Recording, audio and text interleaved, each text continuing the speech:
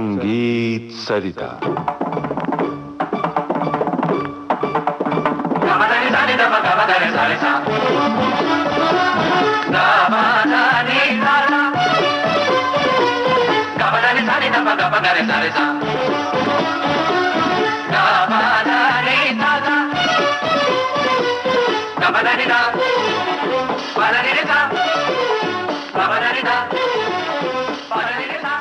संगीत सरिता कार्यक्रम में इन दिनों आप सुन रहे हैं श्रृंखला जाफर खानी बाज।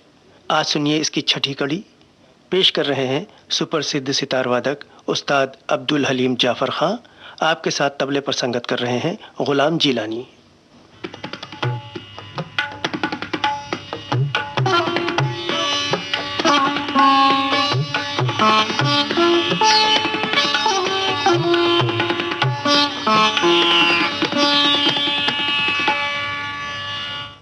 समय बदलता है, समय के साथ साथ तमाम चीज़ें बदलती हैं, ज़माना बदलता है।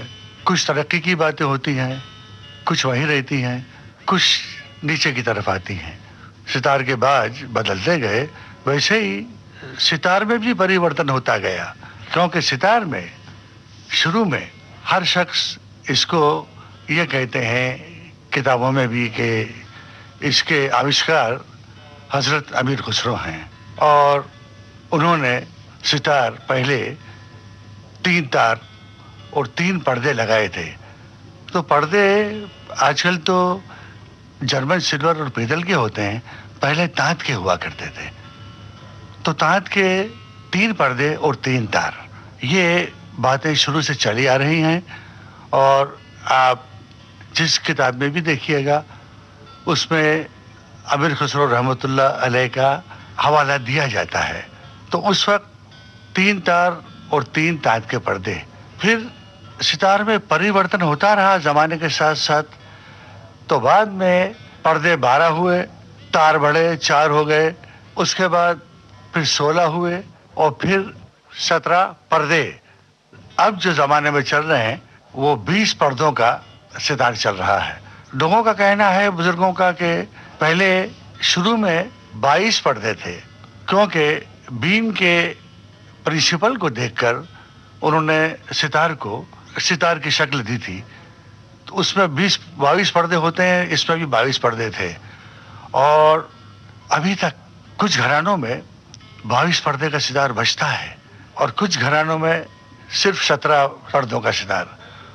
और ज़्यादा स्टैंडर्ड जो चल रहा है वो 20 पर्दों का सितार है। अब शुरू में जो परिवर्तन इसमें होता गया है, इसके शेप में भी परिवर्तन होता गया है। ओगो स्वामी जी का कहना है कि अमीर खुसरो ने जो हमारे मिडिल ईस्ट में ऊद बजता है, जो कि परों से बजता है, तो उन्होंने ये कहा कि शेप उसका दिया है और प्रिंसिपल में वीणा रखी है। उनका यह कहना है। अपना अपना ख्याल है, अपनी अपनी स्टडी है और अपने अपने खोज है। उनका यह कहना है कि उन्होंने ऊद और वीणा को मिलाकर सितार बनाया। खैर, मेरा यह कहना है कि origin of all the instruments is बो। पहले बो से हम उसको छेड़ के अलार्म करते थे कि अब भाई खतरे का अलार्म है, खुशी का अलार्म है। तो असली जड़ वही है। और मेरे ख्याल से Max Muller, the greatest Indologist, उसने भी यही कहा है कि origin of all the instruments is बो।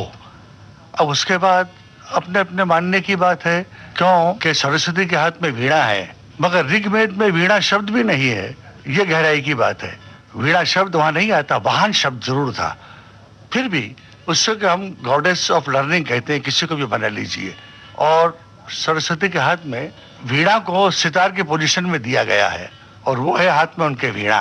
तो कहना है कि सितार में काफी परिवर्तन हुआ है, उसके बाज में परिवर्तन हुआ है, उसके शेप में परिवर्तन हुआ है, उसके मैन्युफैक्चर करने में भी बहुत परिवर्तन हो गया है। पहले के लोग ज्यादा मीट नहीं खींचते थे, खाली सीधे हाथ की तैयारी बहुत करते थे। जैसे ये बहुत तैयार होता था और ज्यादा मीट का काम बहुत कम होता था। अब चूंकि मीट का काम ज्यादा हुआ तो इसके डिमांड से इंस्ट्रूमेंट्स भी वैसे बनने लगे और अब इंस्ट्रूमेंट्स में अच्छी कैपेसिटी हो गई है। और ये तो यह है कि चलने वाला थक जाता है मगर रास्ता कभी नहीं थकता, रास्ता अपनी जगह पर रहता है। तो इसमें तो जिंदगी जितनी गुंजाइश कीजिएगा उतना आगे बढ़ते चले जाएंगे।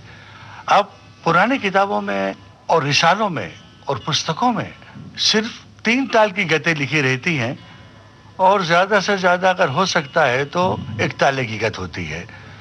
मगर पिछले 50-60 साल में अलग अलग भिन्न भिन्न लय में, जैसे कि भाई 9 मात्रे हैं, 11 मात्रे हैं, 13 मात्रे हैं, 15 मात्रे हैं, इसमें मैंने इसमें बड़ा प्रयास किया है।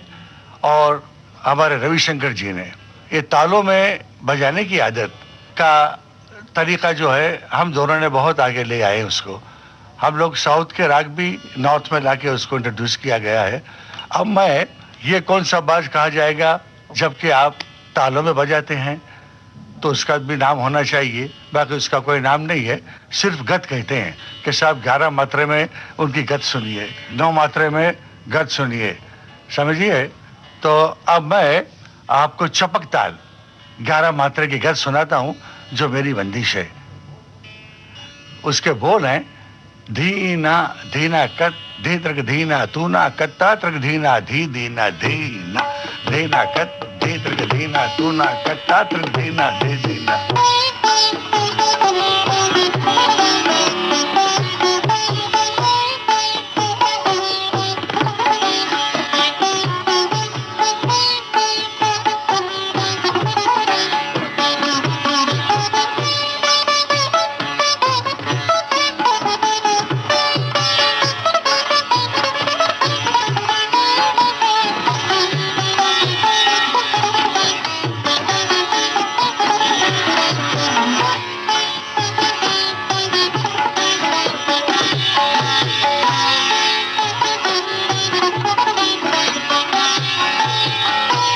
ये हो गए, ये चपक ताल में बंदिश हुई। अब आड़ा चौताल, आड़ा चौताल में भी गतें बहुत कम हैं, कुछ लोग ही बजाते हैं इन तालों में, वरना 3 ताल में बजता है। और वैसे सितार का बाज जितना अच्छा 3 ताल में लगता है और तालों में नहीं है। ये तो अपने अपने दिमाग की पैदाइश है कि जो और तालों में बजाते हैं। अब आड़ा चौताल है, देखिए दिन त्रक ढीना तूना कत्ता त्रक ढीना धी दीना दिन त्रक ढीना।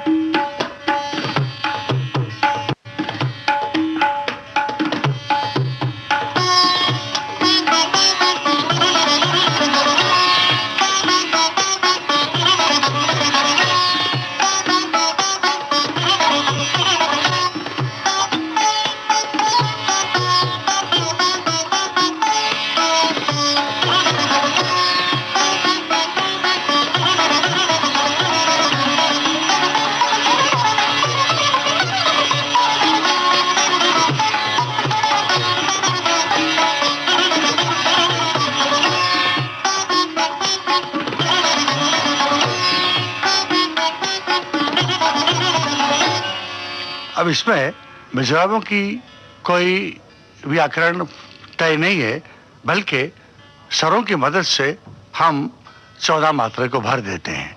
उसी तरह से अब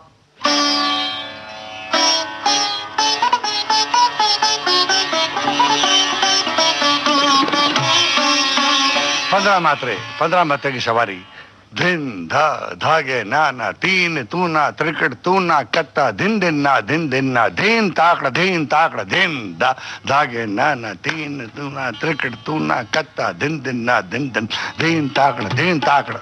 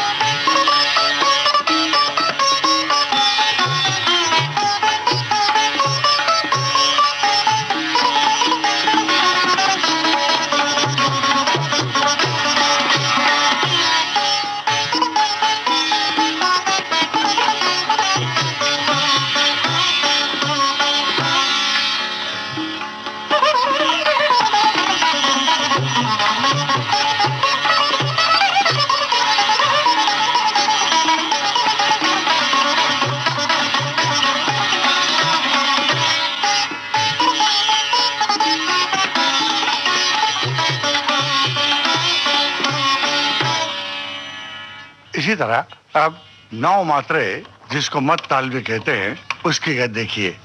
धिन ना धागे ना धागे ना तीन तीन तागे त्रिकट धिन ना धागे ना तीन तीन तागे त्रिकट।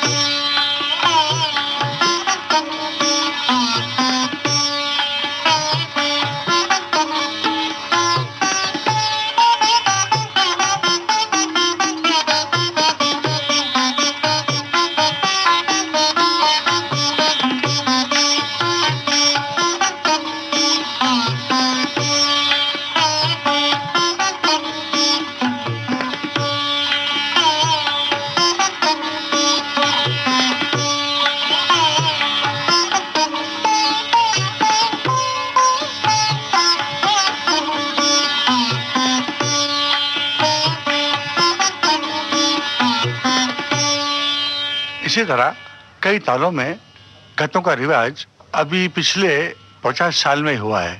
इसके पहले तालों में गत कम ही बजती थी। वैसा मैंने आपसे पहले कह दिया कि तालों का मामला जो है, चाहे कुछ भी कहो, जो 3 ताल में फेंकने का झारा मजा आता है, इन तालों में झारा बजाने का एक अंग अलग हो जाता है। अब जैसे आपको 9 मात्रे में तो कैसे झारा बजाएंगे, तो वो ब्यूटी जो है 3 ताल वाली वो नहीं आती है। फिर भी तालों में गतें बनी भी हैं और हम लोग बजाते हैं। अवसर देख के किस अवसर पे कौन सा ताल बजाएं, कैसे लोग बैठे हैं, समझदार हैं और गुणी हैं, लयकार हैं, उनको देख के फिर हम तालों में गते बजाए करते हैं। अब परिवर्तन का आपने सुन लिया कि सितार में भी कितना परिवर्तन हुआ है, उसके बनाने में भी और उसके बजाने में भी यही बात है। और अब परिवर्तन